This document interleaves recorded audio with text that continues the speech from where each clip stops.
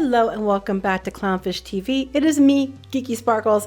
I was going to do this video with Neon, but we cannot work in our studio, at least today and probably most of tomorrow, because there's a leak and they're fixing it. So the reason it's very echoey is we're doing this from home and we tried to record together, but the dogs will not allow it. So you're getting just me on this one while poor Neon is trying to entertain Vivi and Charlie in the other room.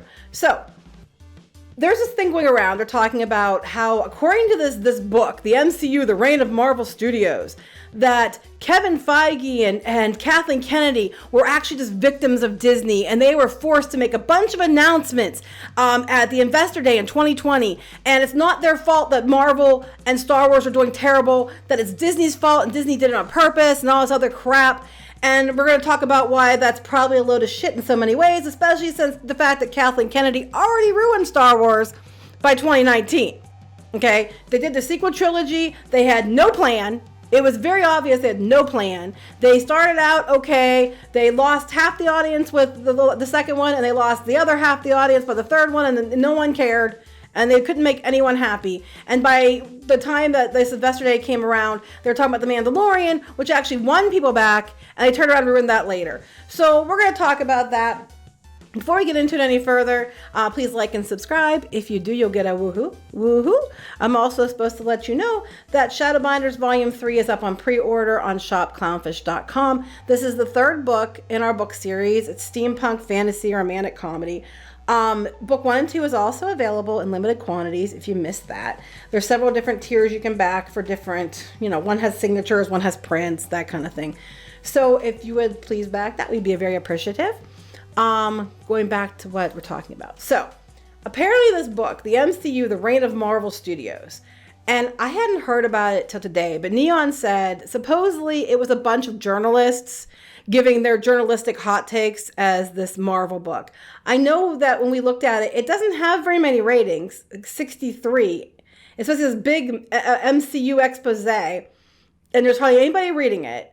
They're talking about this book review can't stop Hollywood without Marvel, and they're kissing their asses. But it's basically a bunch of journalists, from my understanding, writing this. The thing is, their argument isn't very strong in this aspect. I haven't read the whole book, so I can't speak to the rest of it.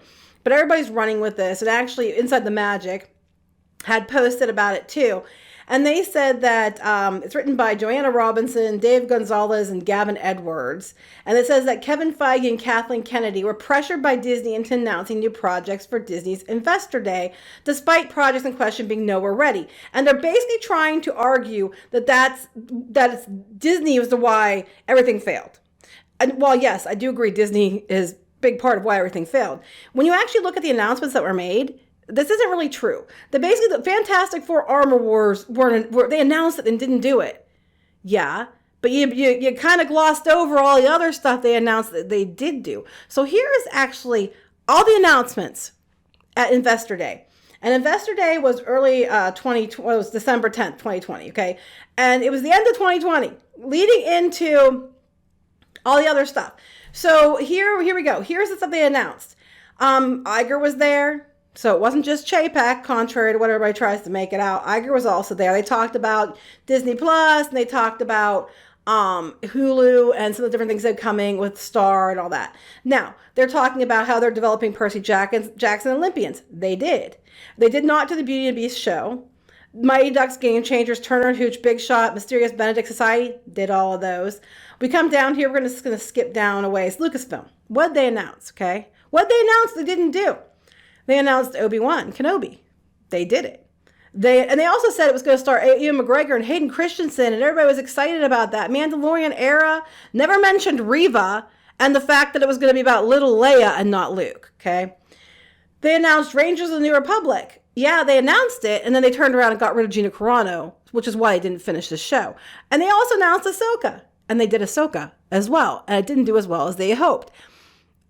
Disney and Lucasfilm and Marvel's problem is not because they announced much of it they didn't do, even though that is definitely a Star Wars problem, a Lucasfilm problem. Kathleen Kennedy keeps announcing stuff and then canceling it. But a lot of the announcements they made that were canceled or changed were made before this. And they aren't mentioning that. So it wasn't a new thing that just happened at that Investor Day. Do I believe that Disney said they had to make announcements to try to make it look good for Investor Day? Yes.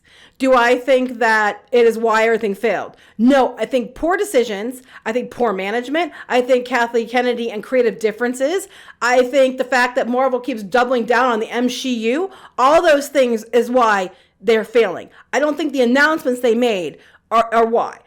So they also announced Andor, finished it. Star Wars Bad Batch, did it. Star Wars Visions, did it. Lando, working on it. Acolyte, did it. And a droid story, they didn't do. They announced Willow, did it. And Willow failed terribly because it was dog crap. Andor did pretty good. Bad Batch did pretty good. Visions was pretty good. Acolyte's probably going to be another pile of steaming dog crap. Ahsoka was Obi-Wan Kenobi. Everyone was mad because it wasn't even about Luke and Obi-Wan. It was Leia and Obi-Wan. And the Rangers of the New Republic probably would have done well, but they got rid of Gina Carano. They mentioned Rogue Squadron by Patty Jenkins, and that one did not come to pass. Another creative differences issue. And then they talked about Indiana Jones and Children of Blood and Bone. We know they did Indiana Jones. So of these ones they announced, they're really excited about, other than Rangers of the New Republic and this droid story, they all got done. And some of them did really well, and other ones didn't. But when they doubled down on stupidity, it goes down the drain. But Star Wars was already in trouble before December 2020 for poor choices by leadership at both Disney and Lucasfilm. And I'm sorry, the Lucasfilm story group was a load of shit. And I hope you're watching this. You're a load of shit. And you're a big part of why stuff didn't do well. I'm not sorry. They're talking about Walt Disney Studios. They announced Hocus Pocus 2. Another terrible movie. Disappointment. Three Men and a Baby, I don't think they did. Cheaper by the Dozen, they did do. Sister Act, they were supposed to do, I don't think they did. Chip and Dale Rescue Rangers. Pinocchio, which was terrible. Peter Pan and Wendy, which was also terrible.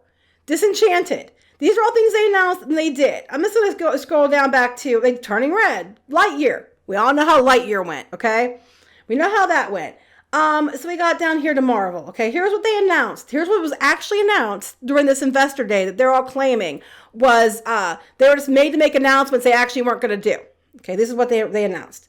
Secret Invasion. Did it. Did terrible. Again, doubling down on the wrong things. Ironheart. They're still working on that one. It just got pushed back repeatedly.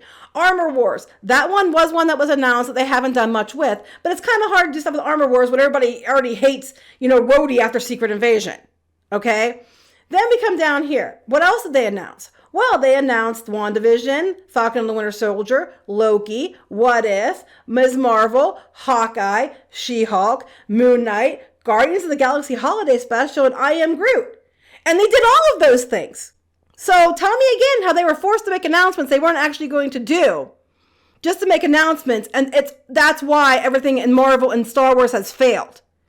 No. Then they mentioned Ant-Man and the Wasp: Quantumania. Did it. Did terrible. People did not like it. Fantastic Four is the one thing they did announce they were going to do at some point, but they said it wasn't going to be down the road. And even then, people were like, where is it? And that is one that they have one is where is it? Because that's like their best shot at saving their asses. But they're going to ruin it. So it's probably best they don't release it. But what else did they have? Black Widow? Did it. Shang-Chi Legend of Ten Rings? Did it. Eternals? Well, we all know how that went. They did it and it sucked. Doctor Strange in the Multiverse of Madness? Did it. Thor Love and Thunder? Did it. Black Panther 2? Did it. Blade? That one's hung up right now, but they're still working on that one. Captain Marvel 2? Coming out after being pushed back like 5 times. And Guardians of the Galaxy Volume 3. So I'm trying to understand, of all these things, Fantastic Four, which they said was not going to be for a long time. And Blade, which was also supposed to be towards the end. Were the only two they didn't do. So I'm trying to understand how it's Kathleen Kennedy and Feige were pressured into making announcements or projects that weren't ready to be announced. And because of that, Disney ruined Star Wars and Marvel. What they announced, they did. Do I think Disney ruined Star Wars and Marvel? Yes. Do I think Kevin Feige and Kathleen Kennedy are innocent victims? Hell no. They all had changed stuff. They all went with these stupid narratives and agendas and bullshit, and they delivered crappy movies. I think they're all guilty of doing too much. I think Disney wanted too many things between shows and films, and all of them got corners cut. I think they keep hiring people who are more about agenda than they are about story. I think they keep changing characters, the characters people don't know or like, or other versions of them to be more, modern day characters, and they aren't flying with people. But they did not get pressured into it, and that's what ruined. I think they got pressured to make announcements, but that's not what ruined Marvel and Star Wars and Lucasfilm. Kennedy and Feige have had plenty of say in what ruined those things. Kennedy was ruining Star Wars for a long time before 2020's Investor Day. But you're not going to say, because it's Disney's fault because they made them, rush them. No, I think things are rushed, but it's not the way they're spinning it. A bunch of different, apparently journalists, I don't know who these people are, but they're authors. Let me see, Gavin Edwards, what's the author of?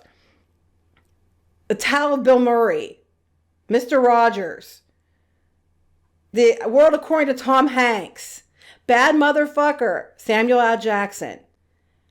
Okay, so they have friends that are like Samuel L. Jackson and stuff. Of course, they're not going to paint them in a bad picture. They wrote their books about them. I'm just saying, I think it's really weird. If you look at the actual announcements that were made, House of Mystery, When Theo Met Tom, this is what they've written. And what about this Joanna Robinson? Just this one. Oh, it tells you right here. 3 veteran pop culture journalists were the ones who wrote this book. Well, hot damn, I just can't wait to hear their hot takes. Let's see.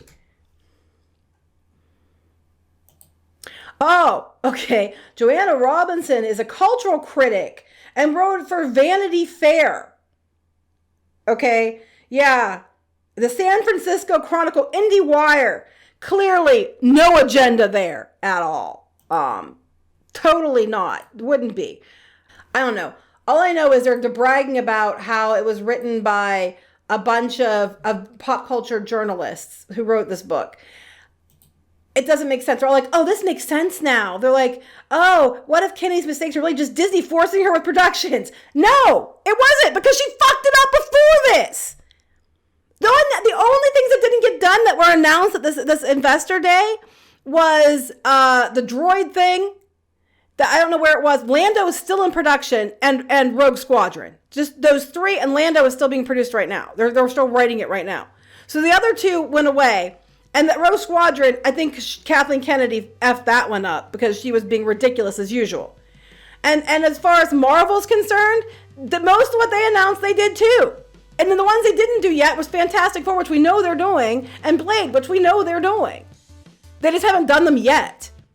So I'm like, this argument is bullshit. It's just an excuse like, oh my God, finally a straw I can grasp to say it's not their fault.